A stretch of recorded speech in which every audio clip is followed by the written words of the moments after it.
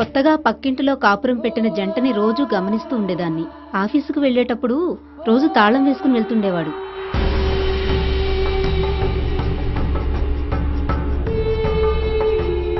వాడు మానవ రూపంలో ఉన్న నరరూప రాక్షసుడని అంతవరకు నాకు తెలియలేదు.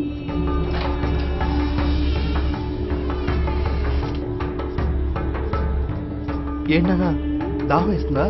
నీళ్లు కావాలా? చెప్పొచ్చు కదా నాన్న, చెప్పకపోతే నాకు ఎలా తెలుస్తుంది? ఉండు, నీళ్లు కూడా ఈవేళంత మనశక్తి అయినాడు కాదు నీ మొగుడు. భార్యని ఇంట్లో బంధించి చైన్లతో కట్టుపడేసి నరకం చూపిస్తున్నాడని పక్కనే ఉన్నా కూడా నేను గమనించలేకపోయాను.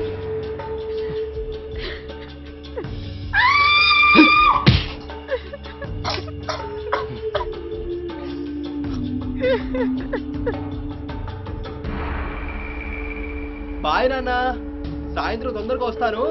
Miss you. ఏంటి డోర్ లాక్ చేసుకోవాలా? గాలి వస్తుంది కదా నాన్న.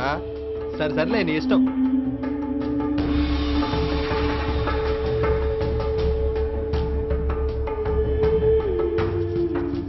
చుట్టుపక్కల వాళ్లకు అనుమానం రాకూడదని వాడు చేస్తున్న డ్రామా నాకు అర్థమైంది.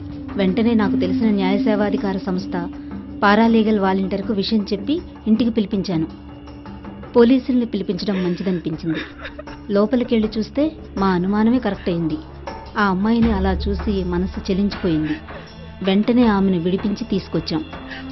తనకు ఎవరూ లేరని తెలిసి వాలంటీర్ ఆమెను నేరుగా సఖీ సెంటర్కు తీసుకువెళ్లి చేర్పించింది.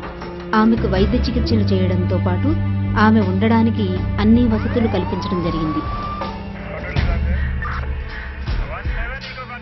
ఆ రాక్షసుని వెంటనే అరెస్టు చేసి కఠిన శిక్ష విధించింది కోర్టు. ప్రతి జిల్లా కోర్టులో ఈ జిల్లా న్యాయ సేవాధికార సంస్థ ఉంది.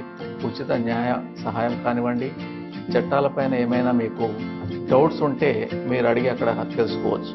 ఆవిడికి తగిన పునరావాసం కల్పించి మహిళా శిశు సంక్షేమ శాఖ వారి సహకారంతో ఆవిడ జీవనోపాధికి భరోసా అందించారు. ఆ అభాగ్యురాలికి బతుకు మీద ఆశ కల్పించి ఆనందంగా జీవనం సాగించడానికి తెలంగాణ న్యాయ సేవాధికార సంస్థ అండగా నిలిచింది.